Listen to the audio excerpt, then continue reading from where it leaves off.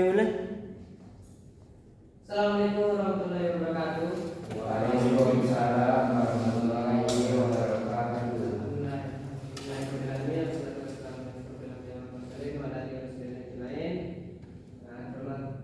Pertama sekali mari kita panjatkan puji syukur kita atas kehadiran Allah Subhanahu wa taala yang telah memberikan rahmat dan nikmat supaya kita dapat melaksanakan seminar proposal saat sekarang ini. Di sini saudara Arsyad akan melaksanakan seminar proposal yang berjudul analisis kesalahan pembacaan Al-Quran akibat kurangnya pemahaman ilmu tajwid di TPQ Bola Raya. Ya, kita persilakan kepada Arsyad untuk menampilkan seminar proposal.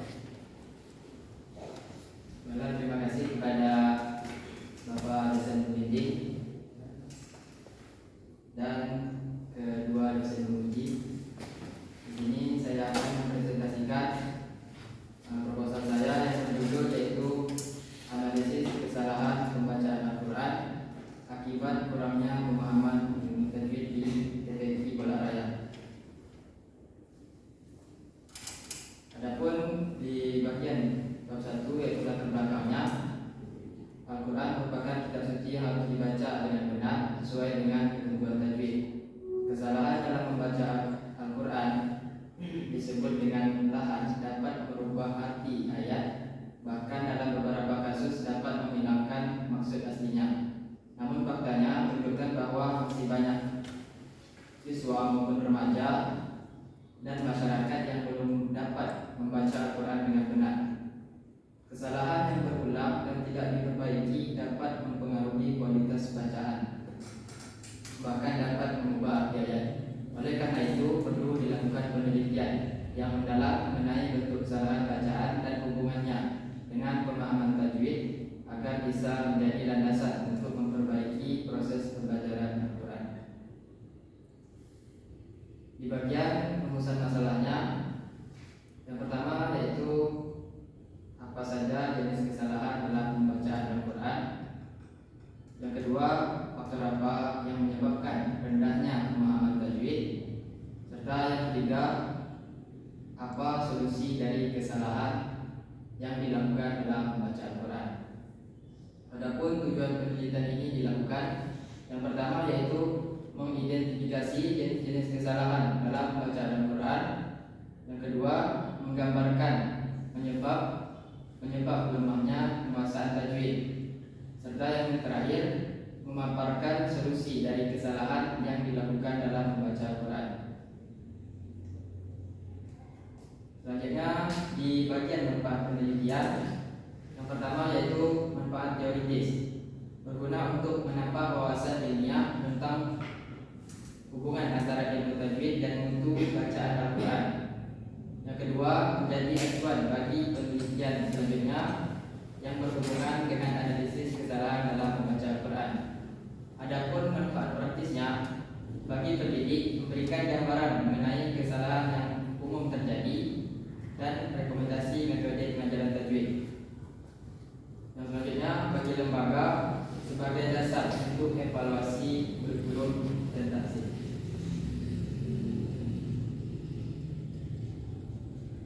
Selanjutnya yaitu di bagian sistematika penulisannya. Di bab 1 ada latar belakang, rumusan masalah, tujuan penelitian, manfaat penelitian, dan sistematika. Di bagian bab 2-nya ada landasan teori berupa pengertian Al-Quran, konsep ilmu tajwid, hukum mempelajari ilmu tajwid, jenis-jenis kesalahannya, faktor penyebab lemahnya pemahaman tajwid, solusi serta penelitian yang relevan. Adapun bab ketiganya yaitu metode penelitiannya, terdiri dari metode penelitian, lokasi dan waktu, teknik pengumpulan data, teknik keabsahan data, dan teknik analisis data. Nah, masuk kepada bab 2 yaitu kajian teori,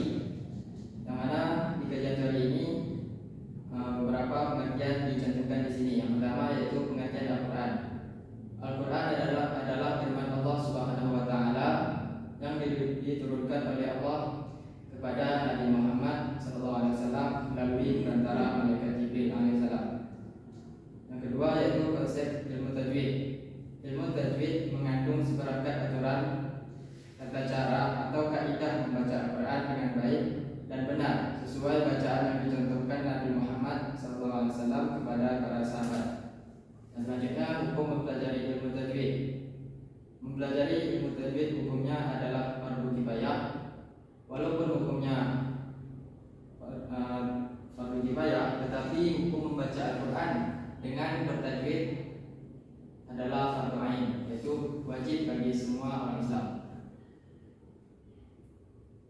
Selanjutnya di poin selanjutnya yaitu jenis-jenis kesalahan. Yang pertama yaitu lahan jali, ataupun lahan ini nama lain dari kesalahan. Kesalahan yang besarnya adalah kesalahan yang terjadi ketika membaca lafaz-lafaz dalam Al-Quran, baik yang dapat merubah arti maupun tidak, sehingga menyalahi huruf. Adapun contohnya seperti perubahan huruf, perubahan harakat, penambahan huruf, atau penghilangan atau penambahan tasydid, serta penghilangan bacaan panjang pendeknya. Yang selanjutnya yaitu lahan kaki, yaitu kecil, adalah kesalahan yang terjadi ketika membaca lafaz dalam Al-Quran yang menyalahi huruf namun tidak merubah arti. Contohnya seperti tidak sempurnanya dalam pengucapan dhamma atau kasrah, menambah kalkalaf pada huruf yang seharusnya tidak berkalkalaf, terlalu mengejarkan bacaan. Selanjutnya faktor penyebab lemahnya pemahaman tajwid. Mungkin banyak faktornya, namun saya hanya mencantumkan 2 faktor saja. Yang pertama yaitu lemahnya penguasaan mengenai huruf hijaiyah. Yang kedua, minimnya perhatian orang tua terhadap anak. Adapun solusi yang dapat dilakukan, yang pertama yaitu belajar tajwid secara sistematis. Yang kedua, talaqi dan musyafahah, belajar langsung ke guru. Yang ketiga, rajin murojaah dan praktik. Yang keempat, mendengarkan qori yang bacaan tajwidnya sahih. Yang kelima, menggunakan media modern sebagai pendukung. Yang keenam, membangun kesadaran dan niat yang benar. Yang ketujuh, mulai dari surah pendek dan ayat yang sering dibaca. Yang kedelapan, bersabar dan tidak malu untuk diperbaiki. Yang selanjutnya yaitu penelitian relevan. Di sini Ananda mencantumkan hanya 1, namun di file proposal PDF-nya itu terdapat beberapa yang Ananda cantumkan. Kemana yang Ananda cantumkan di sini adalah proposal dari saudari Nabila Nailil Amaliyah dan saudari Asbari yang meneliti tentang analisis kesalahan fonologi dalam membaca Al-Quran pada siswa program unggulan Tahfizul Quran Madrasah Aliyah Negeri Lumajang. Penelitian ini bertujuan untuk mendeskripsikan dan menganalisis letak kesalahan secara fonologi dalam bacaan Al-Quran pada Quran Surah An-Naba pada saat membacanya, baik bil ghaib maupun bil nazm. Jenis penelitian ini yaitu penelitian kualitatif deskriptif di Lumajang. Metode pengumpulan data yang digunakan ialah observasi, wawancara, dan dokumentasi. Hasil dari penelitian ini menunjukkan kesalahan yang terjadi dalam aspek artikulasinya, yaitu terdapat 6 kesalahan konsonan dalam bacaan siswa, 4 huruf konsonan jenis frikatif dan 2 huruf jenis konsonan jenis hambat. Selain itu juga terdapat 5 kesalahan dalam huruf vokal, 2 huruf vokal pendek dan 3 huruf vokal panjang.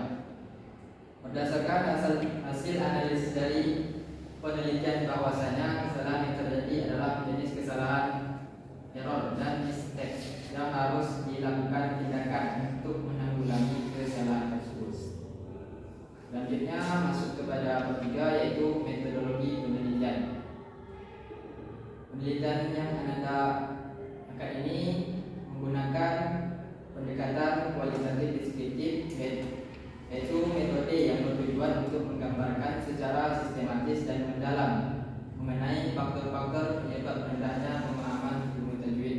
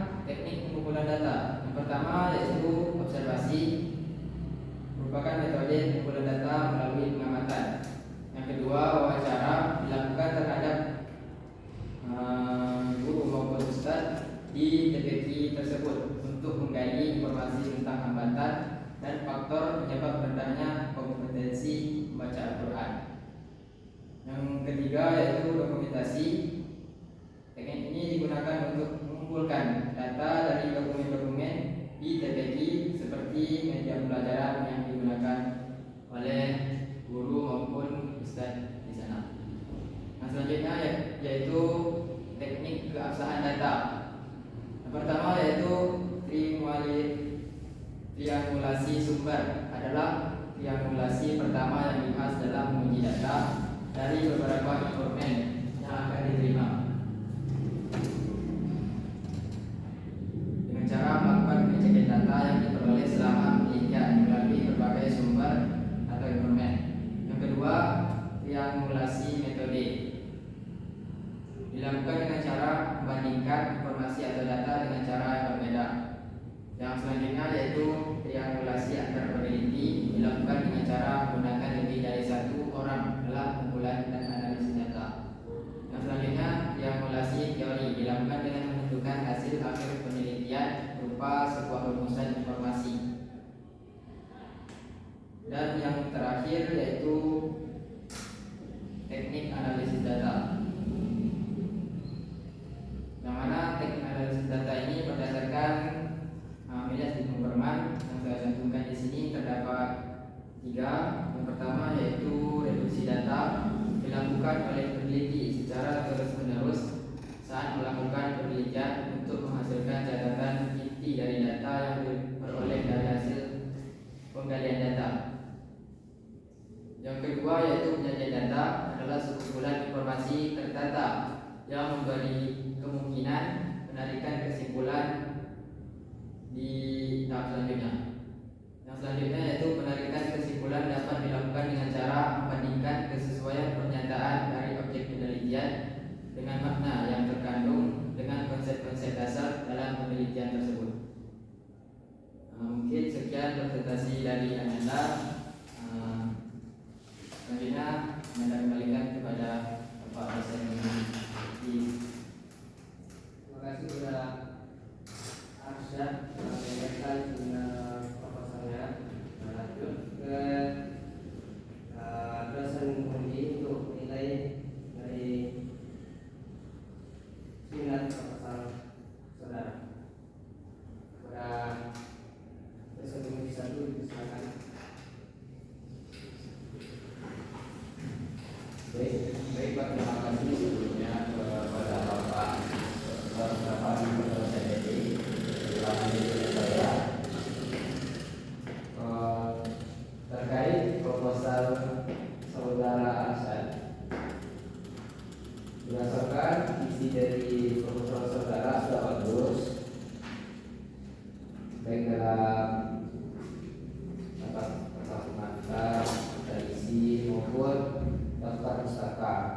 Namun sedikit kritik dari Bapak itu masih ada kata-kata yang tipu, masih ada kata-kata yang salah ini, yang mana saudara Arsyad harus menentukannya agar kemudian agar proposal saudara bisa terjadi. Terus di bagian footnote mungkin ada sedikit kata yang harus diingat, tapi tidak diingat, itu yang harus diperbaiki. Mungkin sekian saya kembalikan kepada Bapak Evan Firdaus. Silakan tadi kepada dosen Mundi kedua menilai. Terima kasih Bapak Dewi. Di sini setelah saya baca-baca, saya lihat proposal kita ini sudah masih ada beberapa kesalahan yang bisa disampaikan satu. Begitu juga ada footnote-nya. Ada beberapa footnote yang bisa dijumpai itu kaitan yang lupa. Ada saya jumpai itu namanya itu tanaman. Kita sudah tahu ya kalau penulisan tahun itu ya kan setelah tapi setelah tempat penerbitan jurnal atau buku. Terus di bagian tata belakang itu ada dalil yang lupa misalnya ini kan pertama kita PAI ya kita harus ada dalilnya sebagai tanda misalnya.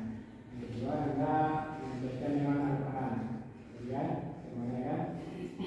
Jadi harusnya anda itu mencantumkan ayatnya dari pendukungnya biar dari proposal anda ini lebih bagus lagi. Jadi sekian saya berikan kepada dosen.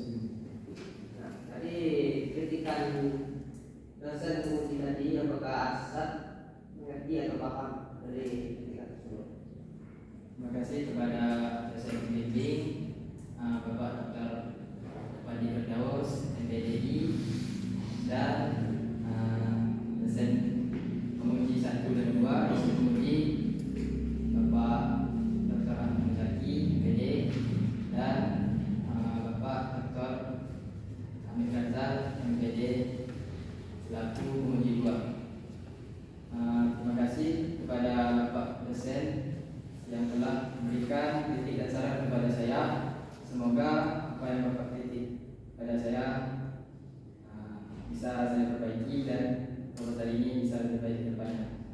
Untuk pertanyaan, saya rasa tidak ada karena saya sudah memahami yang disampaikan oleh Bapak dosen pembimbing maupun Bapak dosen.